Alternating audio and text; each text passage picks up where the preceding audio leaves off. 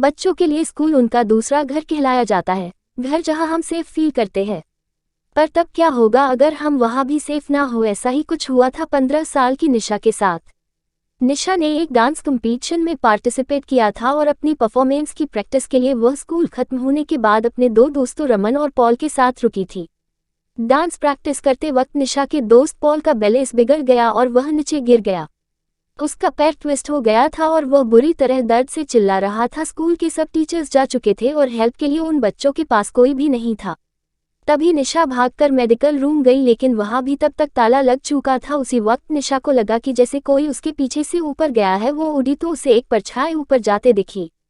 निशा को लगा कि शायद स्कूल स्टाफ में से कोई तो अभी भी स्कूल में है और इसीलिए निशा उसे रोकने के लिए उसके पीछे भागी। निशा स्कूल के 3rd फ्लोर पर आ चुकी थी। उस फ्लोर पर स्कूल स्टाफ के अलावा किसी का भी जाना मना था।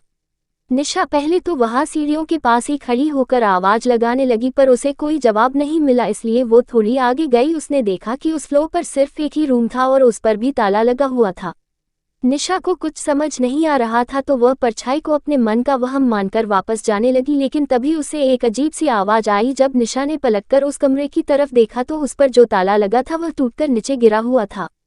निशा एकदम से चौंक गई। वह उस रूम के अंदर गई। उसे दिखा एक आदमी खिड़की की तरफ मुंह करके खड़ा है। निशा ने उससे पूछा क्या वह उसके साथ चलकर पॉल की मदद करेगा, लेकिन वह आदमी में निशा को कोई रिएक्शन ही नहीं दिया। निशा को सब कुछ बहुत अजीब लग रहा था। उसने फिर से उस आदमी को पुकारा, लेकिन तभी अचानक उस कमरे का दरवाजा अपने आप बंद होने लगा। निशा ये देखकर घबरा उठी। वह दरवाजे की तरफ गई और उसे खोलने की कोशिश करने लगी, लेकिन वह दरवाजा नहीं खुला। तभी निशा को उस आदमी की हंसने की आवाज आने लगी। वह बहुत डरावने तरीके से हंस रहा था और धीरे धीरे उसकी हंसी तेज होती जा रही थी। निशा में पलटकर देखने की हिम्मत ही नहीं हो रही थी और वह डर के मारे जोरों से दरवाजे पर पीटने लगी। तभी निशा को अपनी गर्दन पर हल्की सी हवा का एहसास हुआ। उसने पलटकर देखा तो उसका दिल दहल उठा। वह आदमी जो कुछ देर पहले खिड़की की ओर देख रहा था वह अब ठीक उसके सामने खड़ा था। उसके चेहरे पर एक हल्की सी हंसी थी जो निशा को बहुत डरावनी लग रही थी। वह निशा को ऐसे घूर रहा था जैसे वह आज उसे जिंदा नहीं छोड़ेगा। उसने निशा को पकड़ लिया और उसे अपने पास खींचने लगा। निशा का रोना छूट गया और वह डर के मारे बहुत जोरों से चिल्लाई। उस आदमी ने निशा के मुंह पर हाथ रखा और निशा के साथ बदसलूकी करने लगा। उधर निशा को ढूंढते हुए रमन स्कूल के गार्ड को लेकर 3rd फ्लोर पर पहुंचा, जहां उन्हें निशा की चीख सुनाई दी। वे जल्दी से उस कमरे में गए और उन्होंने देखा निशा जमीन पर बैठी रो रही है और उसके आसपास कोई नहीं है। उसकी शर्ट ऊपर से थोड़ी फटी हुई थी और उसके चेहरे पर चोट के निशान थे। उसने सबको अपने साथ हुआ सारा किस्सा बताया। निशा के साथ हुए इस हादसे को सुनकर स्कूल गार्ड का चेहरा बिल्कुल पीला पड़ गया।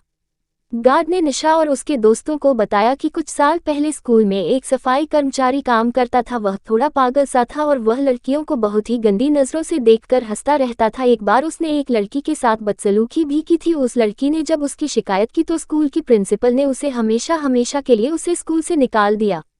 उसके एक हफ्ते के अंदर उस पागल आदमी ने 3rd फ्लोर वाले स्टोरेज रूम में जाकर खुद को मार डाला। उसकी मौत का काफी दिनों तक किसी को पता ही नहीं चला था। उस आदमी की बॉडी बहुत ही डरावनी हालत में पाई गई थी और तब से उसकी आत्मा उसी कमरे में भटक रही है। इसीलिए स्कूल के 3rd फ्लोर पर किसी का भी जाना बंद है। इस इंसिडेंट के बाद निशा इतनी डिस्टर्ब हो गई कि वह कुछ दिन तक स्कूल ही नहीं गई, बल्कि कुछ ही महीनों में उसने एक नए स्कूल में एडमिशन भी ले लिया।